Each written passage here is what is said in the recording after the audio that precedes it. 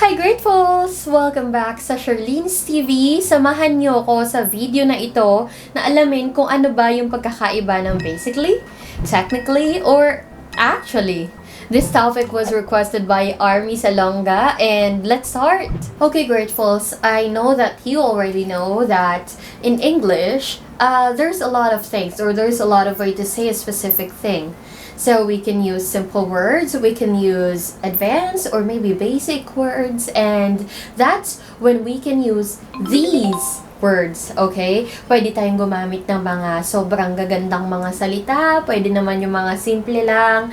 Ang mahalaga ay maipahayag natin kung ano yung gusto nating sabihin, okay? So let's proceed to our first word, the word basically. Okay, so basically it signals an incoming, simpler explanation. So kapag binanggit sa pangungusap yung salitang basically, parang may paparating na parang mas simple pang pagpapaliwanag. So for example, may isang tao na nagsasalita, tapos gusto niyang pasimplihin pa yung sinasabi niya, then he or she can start with the word basically. Okay, let's take a look at this example.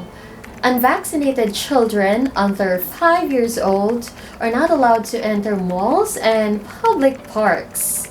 But there's no available vaccination for them yet, so basically, they're not allowed to go. So, di ba? Sa Tagalog nito, ang mga hindi pa bakunadong bata na 5 taon gulang pababa ay hindi maaaring pumasok sa mga mall at sa mga pampublikong parke. Pero wala pa namang bakuna para sa kanila. So, sa madaling sabi, hindi pa sila pwedeng pumunta talaga.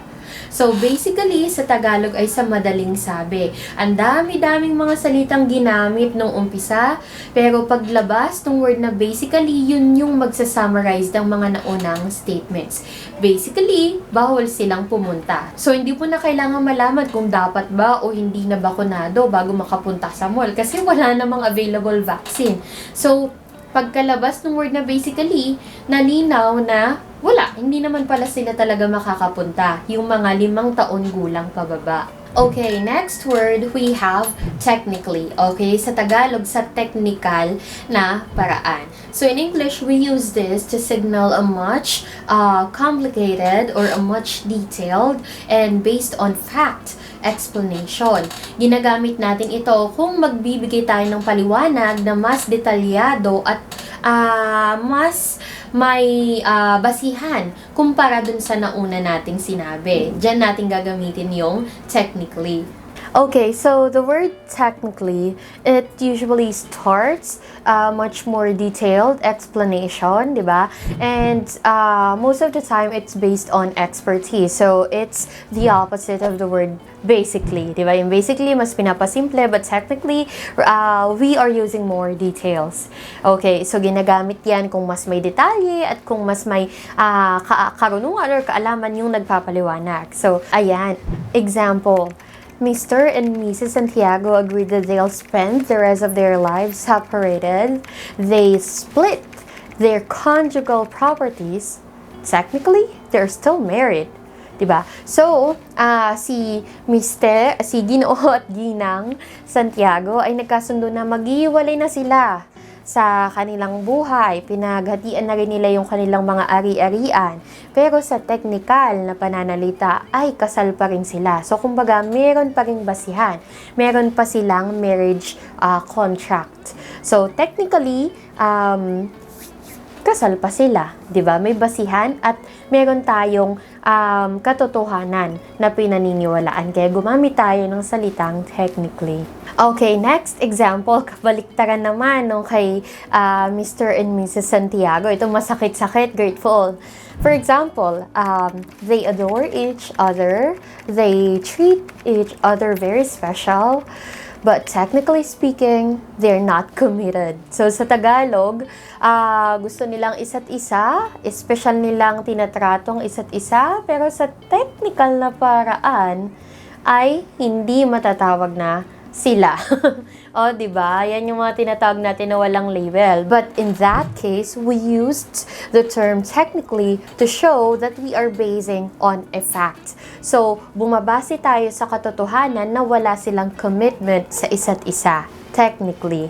Ayan, GREATfuls, nakapag-discuss na pala ako no hindi pa tayo nag-i-intro. So, pasok muna intro.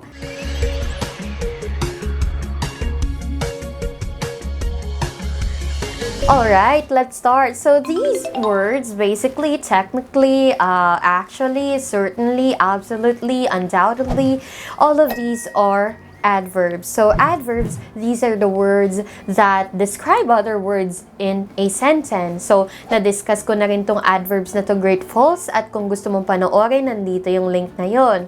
Ayan.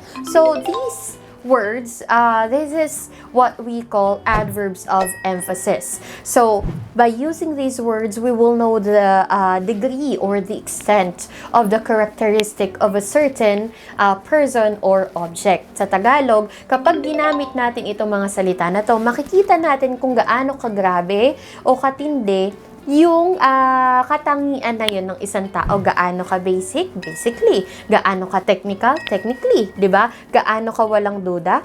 Undoubtedly. So, doon natin gagamitin yan. Yung tatlo lang muna pag-usapan natin in this video kasi masyadong marami yan eh. Diba? Ayan, tuloy natin yan sa technically kanina ha. So, another example, may isang painter. And then sabi niya kay Charlene, your painting looks nice, but technically, the colors are not well mixed. Diba? Parang sinabi niya na, Charlene, maganda tingnan yung painting mo, pero sa technical na aspekto nito, hindi masyadong nahalo ng maayos ang mga kulay. So, technically yung ginamit niya kasi itong si painter na nagsasalita, meron siyang knowledge tungkol sa mga paintings, diba? Expertise niya yon. Meron siyang pinagbabasihan. May technical na basihan. Kaya yun ang word na ginamit. Okay, next example. The barista added orange, milk, and nuts to the cocktail, but technically, it's still an alcoholic beverage. So, dinagdagan or nilagyan ng barista ng orange, ng mani, saka ng gatas yung inumin ko. Pero technically, alak pa rin to. May alcohol pa rin, di ba? Technically, may basihan, may fact na nandun pa rin yung alcoholic side nung inumin na yon. Okay, next word we have actually. Madalas natin tong naririnig sa mga artista or celebrities, di ba? Yan, actually, sa Tagalog is sa totoo lang, o kaya naman in other words is truly, di ba? Sa totoo lang. Ano ba? Gamitin natin sa pangungusap yan. Actually, it's not my choice to drop out from school, but I need to earn for my family. In Filipino, sa totoo lang, di ko naman talaga ginusto na umalis or mag-drop sa eskwelahan, pero kailangan kong kumita ng pera para sa pamilya eh. So, ginamit niya yung word na actually para ipakita na sa totoo lang. Okay? Kung sa totoo lang yung pag-uusapan, actually. Okay. So, we can also use the word actually to show something that we just realized. Okay? So, for example, although bamboo is very common in the Philippines, many Filipinos don't know that it's actually a grass and not a tree. Diba? So, kahit na marami or karaniwan na ang kawayan sa Pilipinas, marami Pilipino ang di nakakaalam na sa totoo lang, ang kawayan ay damo at hindi puno, 'di ba? Ginamit yung word na actually para ipakita na sa totoo lang, okay? Okay, tandaan GREATful na ito mga adverbs na to, tong mga lalo na ito mga adverbs of emphasis, actually, basically, technically, undoubtedly, surely, certainly, ginagamit lang natin ito when the situation requires us to do so. Kaya wag natin gamitin na parang actually I just arrived home because actually I'm tired, 'di ba? Parang nag-iinarte na lang tayo noon. Kailangan gamitin lang natin kung kailangan talagang ipakita yung ating or kailangan talagang meron tayong i-emphasize sa isang pangungusap na pinapaliwanag natin.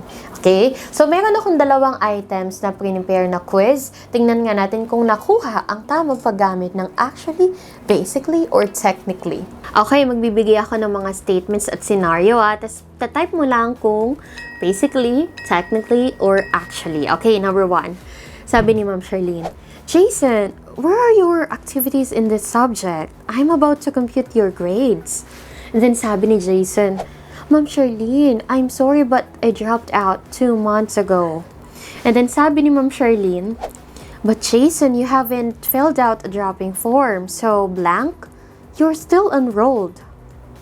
Again, so blank, you're still enrolled. Letter A, basically, B, technically, or C, actually.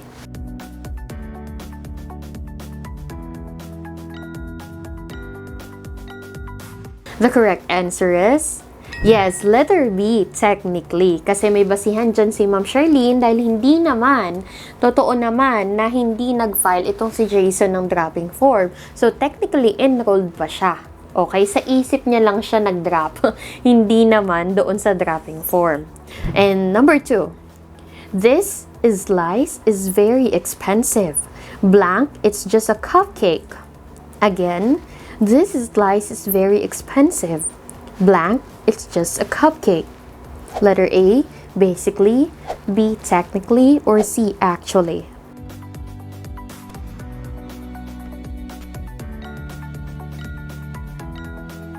Okay, the correct answer is letter A.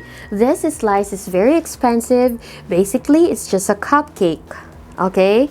So, napakamahal naman itong slice na to. Pero sa madaling sabi, cupcake pa rin naman to eh.